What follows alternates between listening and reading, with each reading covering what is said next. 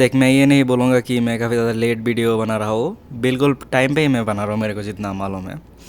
And तुम्हें ये नहीं भूलना चाहिए कि हिंदी में हिंदी में लोटम को कवर मैंने ही किया था, फर्स्ट या फिर सेकंड हुआ आई गेस। एंड वो कब था? अराउंड 1 साल पहले। तो ये क्लिप देखो।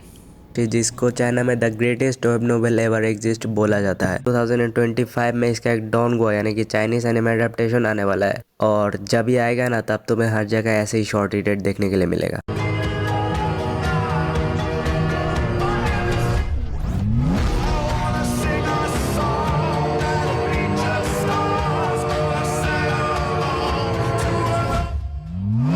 तो मैंने एक फ्यूचर प्रिडिक्शन किया था, 1 साल से ज़्यादा हो गया, फरवरी में था वो वीडियो। तो कितना सच हुआ फ्यूचर प्रिडिक्शन? काफ़ी ज़्यादा ही सच हो गया, कुछ ज़्यादा ही। इतना एक्सपेक्ट नहीं किया था कि लोटम का सक्सेस इतना ज़्यादा होगा। अगर दोनों एपिसोड में से मतलब दोनों एपिसोड को कंपेयर करके मैं मेरा फेवरेट सीन मोमेंट बताऊँ तो वो होगा वो रेड क्रिम्सन मून वाला मोमेंट। मेरे को ये बहुत ही ज़्यादा काफ़ी ज़्यादा एपिक लगा था वो क्रिम्सन रेड मून वाला मोमेंट। जो भी हो, काफ़ी कूल था वो सीन। ऑफ कोर्स वो रियलिटी में मतलब विजुअलाइजेशन में था। एंड वो कैरेज वाला सीन भी काफ़ी कूल था, कैरेज दौड़ के जा रहा था एंड वो वाटर ड्रॉप रिफ्लेक्ट हो रहा था। भाई काफ़ी स्मूथ स्लैश वाइब एनिमेशन है, कितना मतलब smooth cut, smooth frame, perfect character design, perfect world building, Victorian era. और क्या चाहिए एक एनिमे से? क्या सोलो लेवलिंग जैसा मतलब कैरेक्टर लेवल अप और बस एक कूल एमसी? नहीं नहीं नहीं नहीं, ये क्लाइंट मोर्टे का स्टोरी है, the Lord of the mysteries, the God of China. तो इसके रिगार्डिंग मैं एक प्रिडिक्शन कर दूंगा। जैसा कि मैंने थंबनेल में बताया, ये वन पीस को नहीं, बस पूरा जापानीज एनिमे कॉमेडी को रिप्लेस कर देगा। 1 साल पहले मैंने वो प्रेडिक्शन किया था, वो सच हो गया। लेकिन अब इस साल ये प्रेडिक्शन करूँगा तो 8-10 साल लग जाएंगे ये सच होने में। तो लॉर्ड एम का क्रेज़ क्या है, मतलब इसका लेवल क्या है?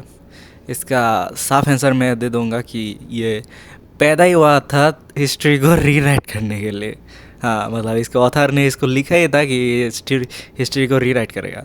देखो, मेरे को रिवर इन इंसानिटी से कोई भी हेट नहीं है, लेकिन मैं जेन्युइनली इस चीज़ से एग्री करना चाहूँगा कि लोटम सबसे successful web novel and anime बनेगा। वेब नोवेल तो बन ही चुका है। रिवर इंसिडेंट से मेरा कोई लाजो मतलब कोई शिकायत नहीं है। मैं वो रीड कर रहा हूँ, अभी 100 चैप्टर भी क्रॉस नहीं किया, जो भी हो, लेकिन मेरे वैसे कोई शिकायत नहीं है। मैं बस इतना बता देना चाहूँगा कि रिवर इंसिडेंट एक कंप्लीट वेब नोवेल नहीं है, एंड उसका मानव भी अनकम्प्लीटेड है, एंड एंड में तो भूल ही जाओ, वो आएगा कभी। लेकिन लोटम सभी केस में टॉप में है। उसका मानवा रीमेक क्या फ्लैशी और मतलब डिटेल आर्ट स्टाइल है। मैंने मानवा में कभी भी इतना डिटेल आर्ट नहीं देखा। एंड इसका अगर बताओ, अगर इसके मतलब आर्टिस्ट को, और मतलब वो आर्टिस्ट अकेले ही काम कर रहा है ये, इसका आर्टिस्ट अगर तुम नाम पता बता देता हो, इसका जो लोटम का मतलब मानवा रीमेक बना रहा है वो बंदा अकेले ही काम कर रहा है। अगर उसको एक टीम मिल जाए, पूरा टीम, तो अगर उसको तुम्हारा पूरा टीम मिल जाए तो रेगुलर चैप्टर मतलब एक वीकली चैप्टर डालना कोई बड़ी बात नहीं होगा। एंड चैप्टर का मतलब 2-3-4 पे जितना लिमिट नहीं होगा, और भी काफ़ी ज़्यादा बड़ा होगा। तो ये मतलब कितना वो करेगा अगर लोटम का सक्सेसफुल, मतलब सक्सेसफुल तो है ही, अगर वर्ल्ड वाइड इसका कलेक्शन हो जाए, मतलब वो और भी जैसा एक मानवा बन जाए, तो इसका कितना मतलब कितना वो करेगा। तो सबसे बता था मतलब मानवा जो सेम समझते हैं लोग दोनों का, ये टॉप पे प्लेस करेगा। मतलब ये और भी का जगह भी ले लेगा मानवा कॉमेडी में। मतलब कॉमिक बेसिकली हो सकता है, अगर इसका मतलब फिजिकल एडिशन है तो वन पीस का भी सरपास कर सकता है। ये बहुत बड़ा क्लेम हो गया, क्योंकि वन पीस ने मांगा में काफ़ी ज़्यादा उखाड़ा है, मतलब इसका फैन बेस वर्ल्ड वाइड है। लेकिन चांसेस का ज़ीरो नहीं है, क्योंकि इसका जो एनिमे है वो सब कुछ उखाड़ेगा उसका। अब बात करते हैं इसके एनिमे के बारे में, मतलब क्या ही बताओ। मतलब तुम्हारा जो, अगर तुमने देखा है फेट स्टे नाइट, उसको बोला जाता है परफेक्ट एनिमेशन। मतलब इतना मतलब फ्लैशी क्या बताओ, लोटम के सामने ये कुछ भी नहीं है। मतलब मेरे बातों का अगर मतलब समझ में नहीं आ रहा तो मैं ये बताना चाहूँगा कि इसका हर एक फ्रेम में एक्सट्रीमली डिटेल्ड है इसका वर्ल्ड, हर एक frame, every single frame. And इसका वर्ल्ड इतना ज़्यादा ब्यूटीफुल है कि विक्टोरियन एरा का वर्ल्ड है और डिटेल्ड है, ब्यूटीफुल तो होगा ही। और जब शाम का सीन या फिर डार्क थीम पे सीन आता है इसका, मतलब बस, तो ये इसका एनिमेशन ही नहीं है, इसका स्टोरी, लोटम की स्टोरी अगर इसके वेब नोवेल पे आओ, इसको नोबेल प्राइज़ या फिर ऑस्कर प्राइज़ आई थिंक मिला है, मतलब ये एक अवार्ड विनिंग नोवेल है एंड चाइना में बेस्ट वेब नोवेल कंसिडर किया जाता है। सॉरी, मैं अब दोबारा बताता हूँ कि मैं रिवर इंसैनिटी से कोई भी मेरा हेट नहीं है, फिर कुछ भी नहीं है, लेकिन हाँ ये मानना पड़ेगा चाइना में इसको बेस्ट वेब नोवेल कंसिडर किया जाता है, क्योंकि रिवर इंसैनिटी तो उसमें बैंड ही है, कौन बात करेगा उसके बारे में उधर। तो लोटम को बेस्ट मतलब स्टोरीज वेब नोवेल कंसिडर किया जाता है। तो इसने कितना फील्ड में उखरा है, इसका गेम भी आने वाला है, RPG गेम। सो इसका सक्सेसफुल वेब नोवेल ऑलरेडी बन चुका है, जो कि one of the greatest stories in fiction में आता है। आई थिंक टॉप 10 में तो रैंक करेगा ही। बता देता हूँ, ग्रेटेस्ट स्टोरीज इन फिक्शन की बात की है मैंने, जिसमें तुम्हारा वेस्टर्न नोवेल भी शामिल है। अगर बस वेब नोवेल की बात करो तो ये टॉप 1 या फिर टॉप 2 में, मतलब सेकंड रैंक पे आएगा। दिक्कत है, मतलब रिवर इंसैनिटी को किस में रखो, मैं मेरा ऑनेस्ट ओपिनियन बता दूंगा दोनों को फिनिश करने के बाद, वो कोई बड़ी बात नहीं है। और थर्ड में हमेशा ओमनीचियन व्यू पॉइंट ही रहेगा। तो ऐसा रैंकिंग इसने वेब नोवेल पे उखाड़ा है।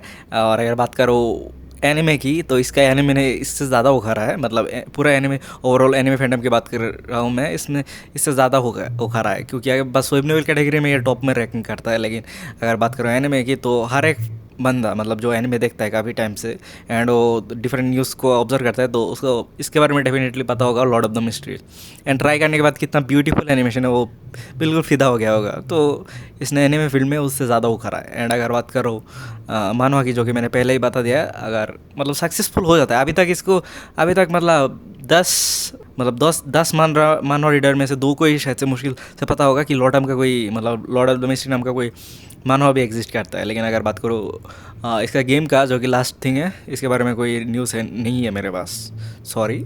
लेकिन हाँ, ये बन रहा है, मैंने इतना सुना है, इसका ट्रेलर भी देखा था। तो क्या बोल सकते हैं, Lord one of the greatest thing of the human kind बन जाएगा। One of the greatest thing बोला है मैंने, बुक नहीं, क्योंकि बुक ये ऑलरेडी बन ही जाएगा 2-3 साल बाद।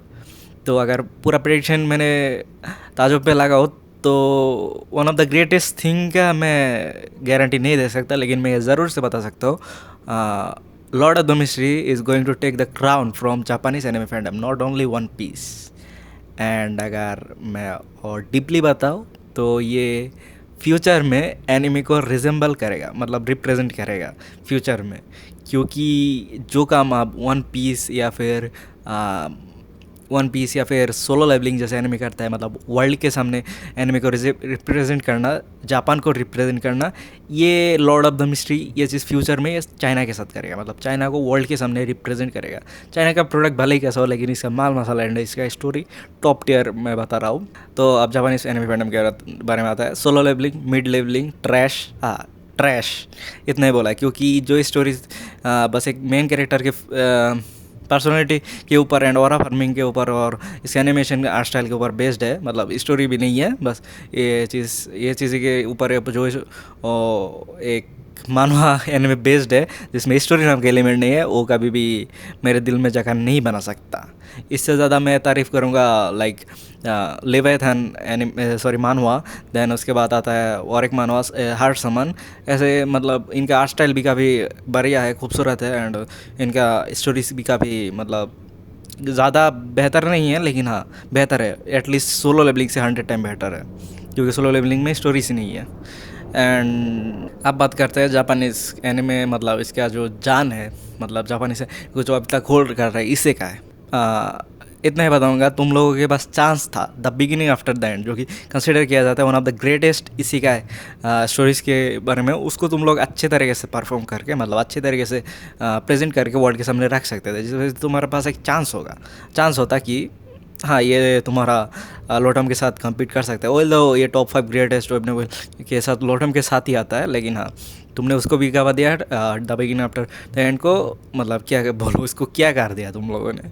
इससे ज़्यादा इससे बेहतर मैं एनिमे कर सकता हूँ कैप कट से क्योंकि तुमने वही से किया है, लगता है ऐसा। ऐसा क्या भी सर, मतलब ऑनेस्ट ओपिनियन था। एंड मैं लास्ट में बात करना चाहूँगा ORB के बारे में, मतलब क्या है बताओ, ORB मैं एक लौता बंदा हूँ जो कि वो ओमनीशिएंट रियलिटी पॉइंट में वीडियो बनाता है। तुम मेरे चैनल पे घुस के देख सकता हो, काफ़ी सारा वीडियो मैंने ऑलरेडी बनाया है, मैं उसके नॉवल का भी कवर कर रहा हूँ।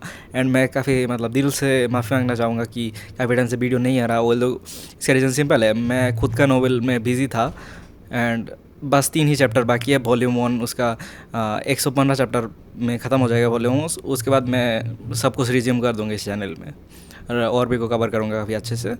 एंड और भी के बारे में मैं और एक चीज़ बताना चाहूँगा, बस और भी के बारे में नहीं, हर एक फैंस को, और भी के फैंस के बारे में है कि अगर जापान कुछ उल्टा सीधा करता है और भी को, प्लीज़ एक्शन लेना।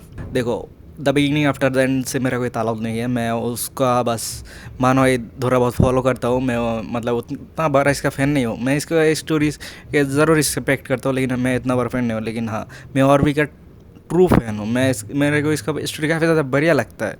अगर इसके साथ कुछ होता है तो आई डोंट थिंक जापान के पास और कुछ भी है जो कि लॉटन जैसे मास्टरपीस के सामने वो लोग रख सकते हैं। क्या करेंगे? पूरा आरआई का राइट खरीद लेंगे भाई, वो बैंड है। चाइना का अगर तुम्हें घंटा देंगे राइट, तो तुम्हारे पास कुछ भी नहीं है।